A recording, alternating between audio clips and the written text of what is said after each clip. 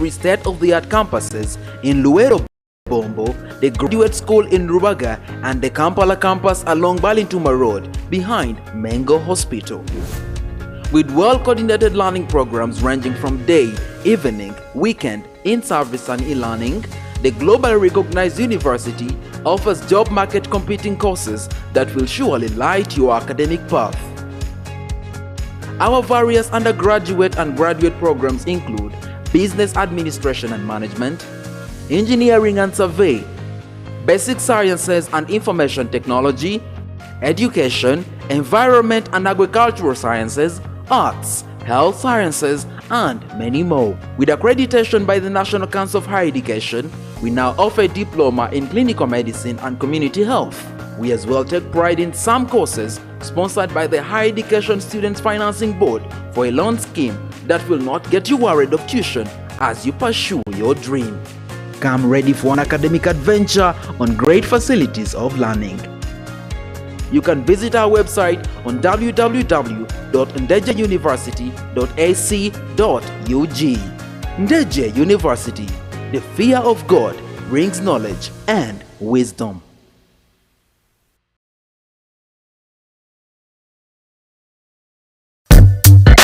This week,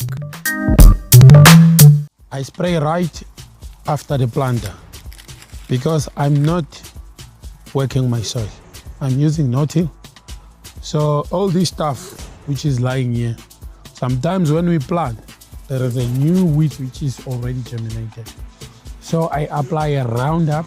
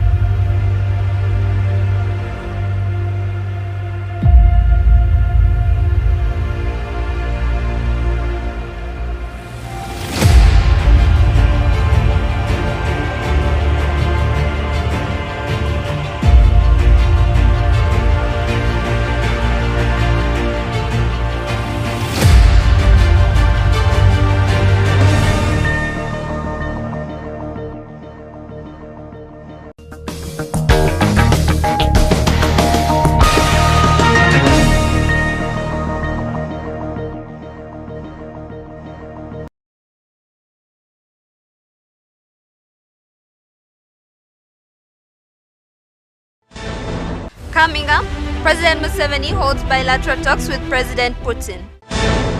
President Museveni meets African Peace Committee on Ukraine crisis. And in sports, Uganda sees off Zanzibar to grab a second win. This and more on Live at 8.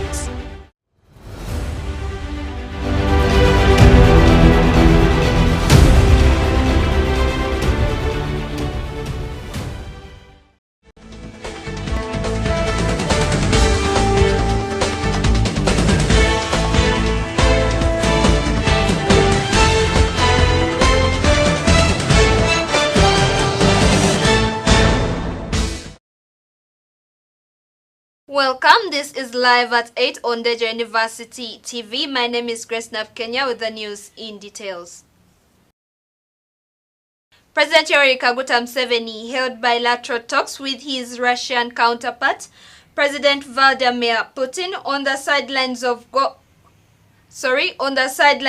ongoing Second Russia-Africa Summit in the Russia city of St. Petersburg. Let's have more details.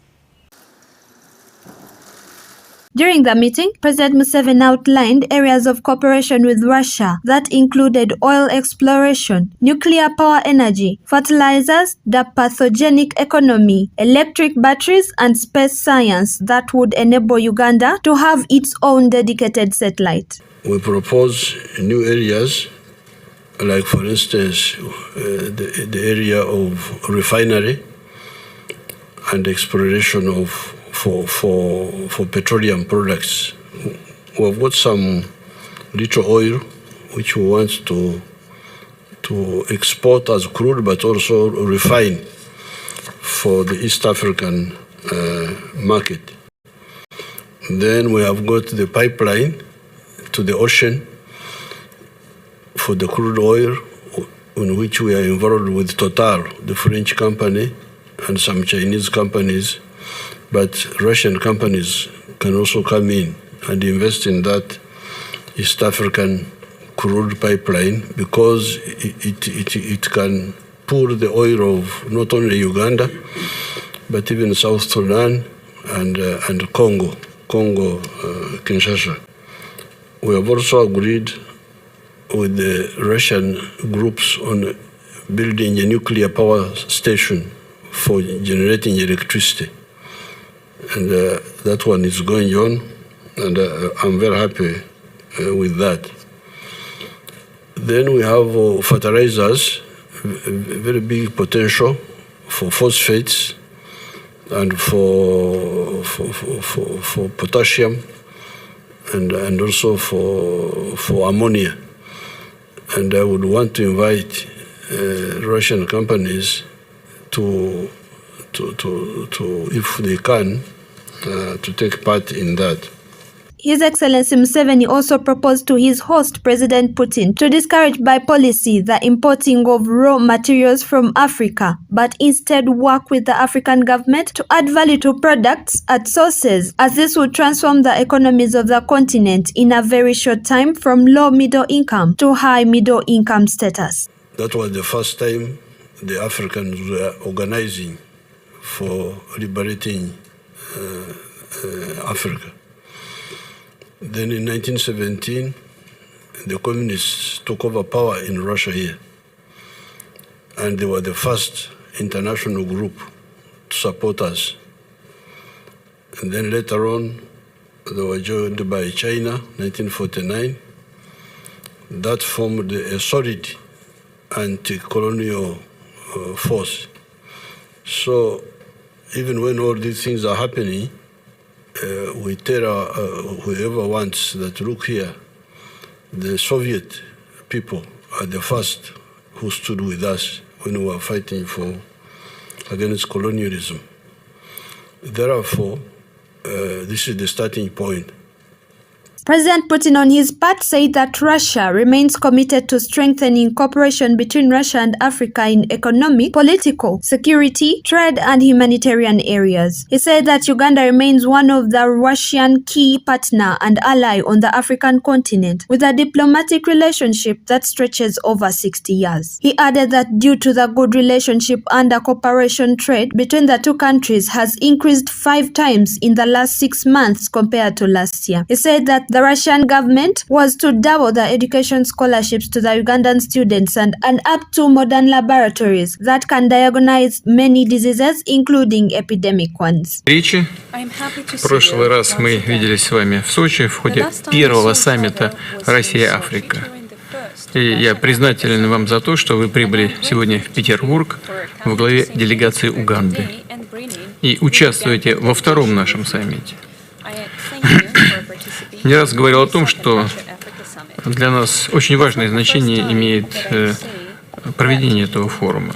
Всестороннее развитие связей со странами Африки в политике, в области безопасности, в торгово-экономической и гуманитарной сфере. President Museveni said that he was happy that Uganda and Russia have close positions on the international arena that is based on commitment to shaping a just world that is accommodative to everyone, and expressed happiness that Uganda was to chair the non-allied movement. The meeting was attended by Foreign Affairs Minister Ndejje Odong, Defense Minister Bamlanga Chisempija, and Health Minister Jane Ruth Acheng, among others. Meanwhile, the two-day Russia-Africa summit that kicked off is the highest profile and largest scale event aimed at bringing a fundamentally new level of mutually beneficial partnerships to meet the challenges of the 21st century. The goal of the event is to promote efforts to strengthen comprehensive and equal cooperations between Russia and African nations across all areas of society, including politics, security, economic relations, science and technology, and the cultural and humanitarian spheres.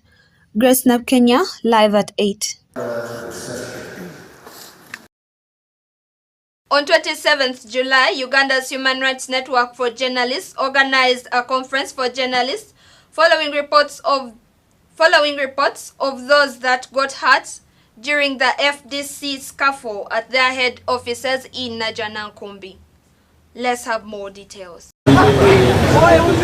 Human rights in general would be defined as moral principles or norms for certain standards of human behavior and are regularly protected in municipal and international law. These make us believe that everyone is entitled to basic rights and freedom. These were initially overseen by the UN in 1948 after the World War, and the vision was to reaffirm faith in fundamental human rights. Human rights are inalienable and universal and not given to anyone as privilege, cannot be granted or revoked. Journalists have for long had their media freedom infringed, with some falling victims of assault, gadget confiscation like cameras, threatening violence, arrests, and malicious damage. Between 1st January 2023 and this month, which is July, HRNJ Uganda has so far registered 16 cases of assault, 9 cases of confiscated gadgets,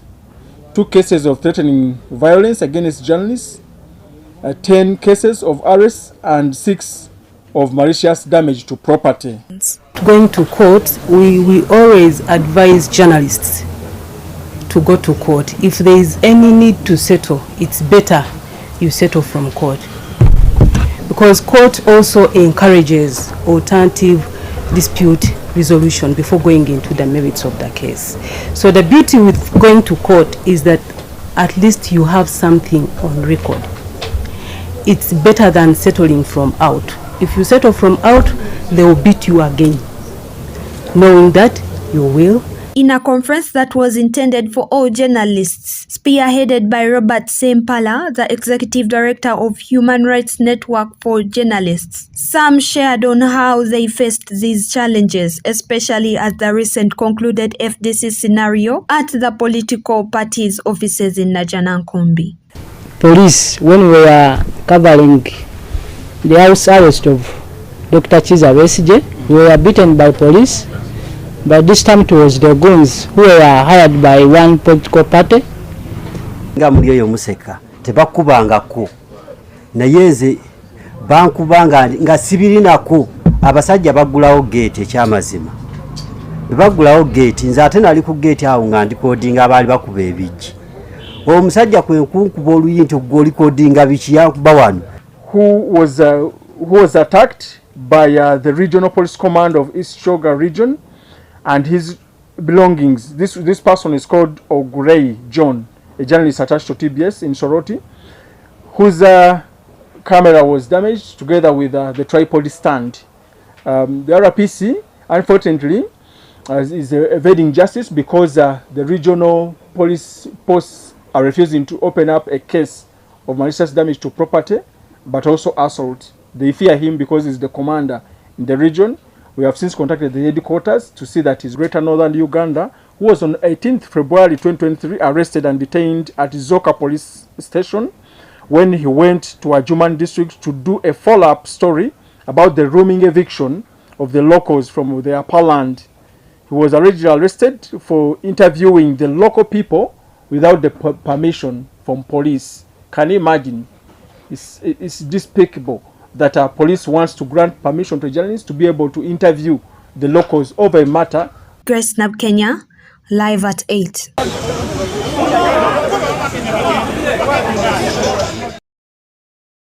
On his 2-day visit to Pittsburgh, President Museveni met with the Committee of Africa Peace Initiative on the crisis in Ukraine in an attempt to broker and end the conflict in Ukraine. Let's have more details.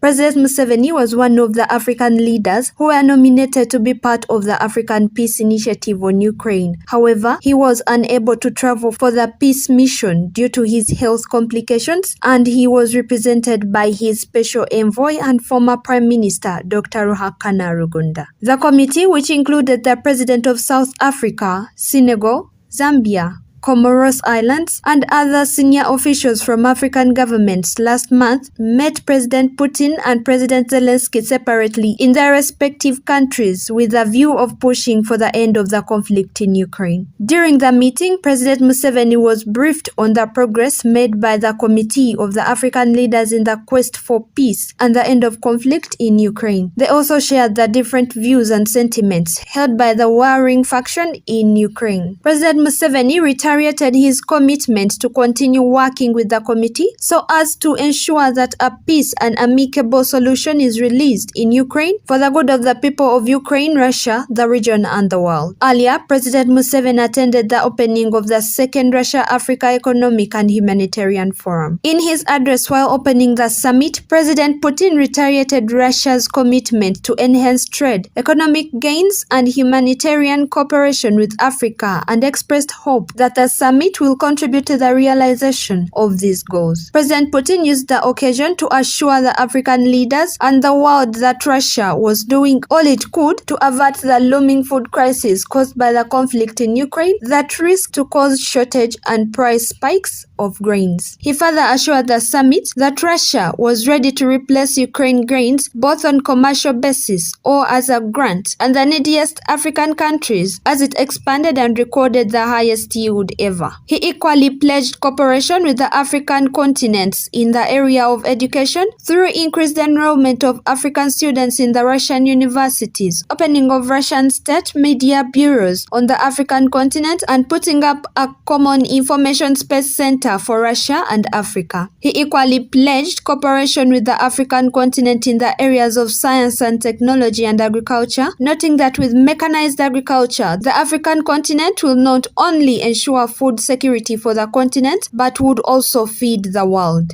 Grace NABUKENYA, live at 8.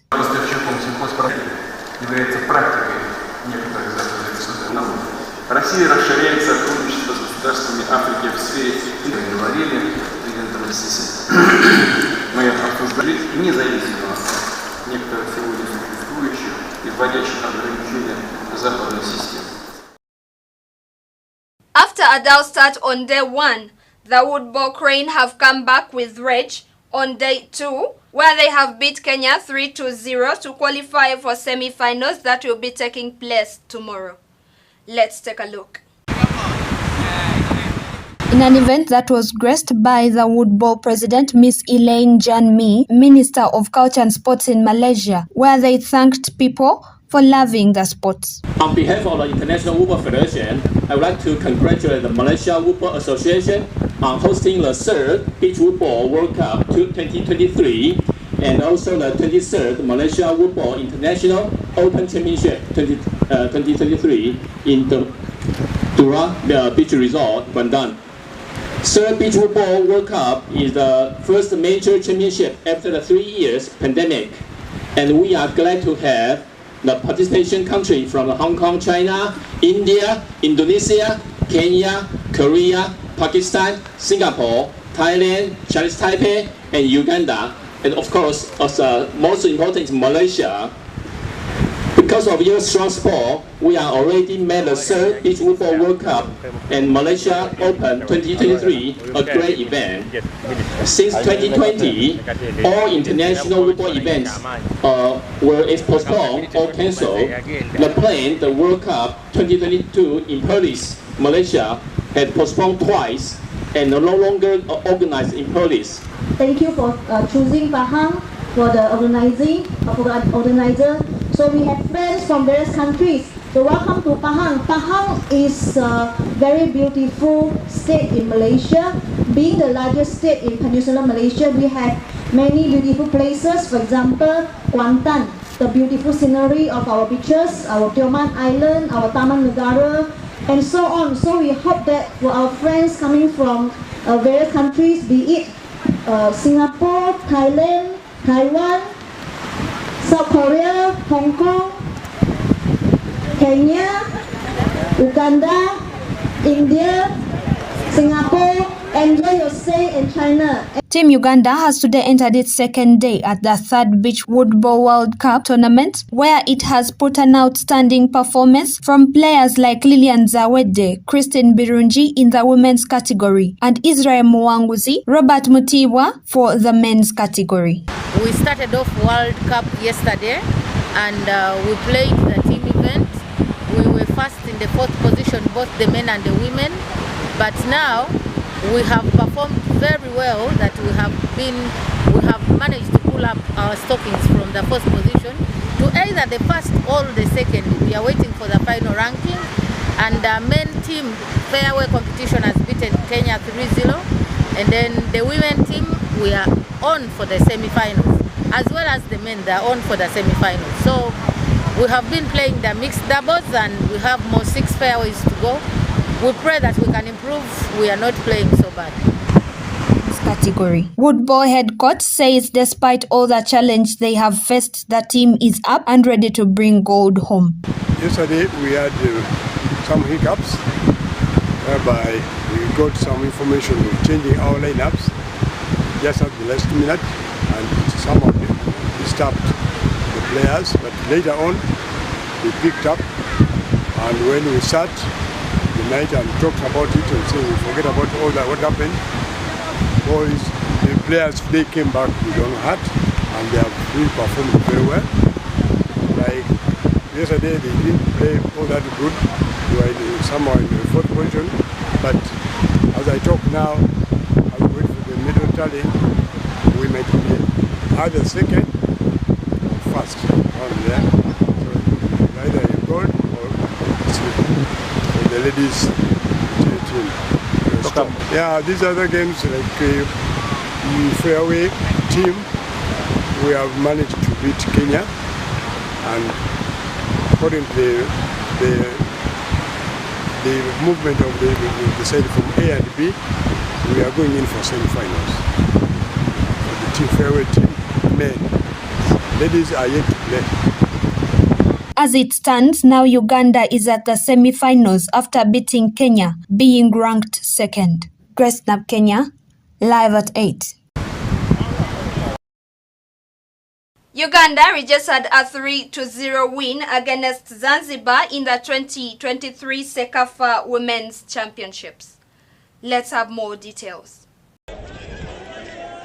After a 1-0 victory against Ethiopia, Uganda's hopes were so high till when they played Zanzibar in their second match. Uganda under-18 women national team picked a deserved 3-1-0 over Zanzibar in their second game in the CECAFA under-18 women championships held at Azam Complex, Chamanzi in Tanzania. On Thursday, despite a goalless first half against Zanzibar, Uganda came back the better side and it paid off with 2 quick goals. In the first half, Uganda was limited to get sight of a goal, which greatly turned around in the second stanza. Second half goals from Brenda Munyana, Agnes NABUKENYA and Fiona Nabulime ensured that Uganda bagged maximum points. It was the second successive win for Uganda in the tournament, who earlier beat Ethiopia in their opener. 3 minutes after the hour, Munyana finally broke the deadlock with a thrilling finish from close range. And after only 2 minutes later, NABUKENYA doubled Uganda's lead to cement Uganda's place in the driving seat. Uganda continued to dominate the fields, and Captain Nabulime put the icing nail in the Zanzibar's team with a third goal in the 83rd minute, and the game ended in a 3-0. This meant that Uganda kept another clean sheet at the CECAFA Under-18 Women Championship tournament. The win takes Uganda to 6 points and are currently leading with a goal difference of 4. Second place hosts Tanzania. This tournament is played in a round-robin format with five countries taking part, including Tanzania, Uganda,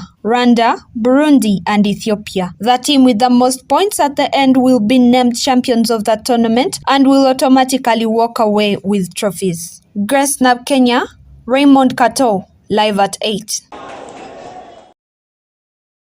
Thank you for watching. That has been Live at 8 with me, Grace NABUKENYA.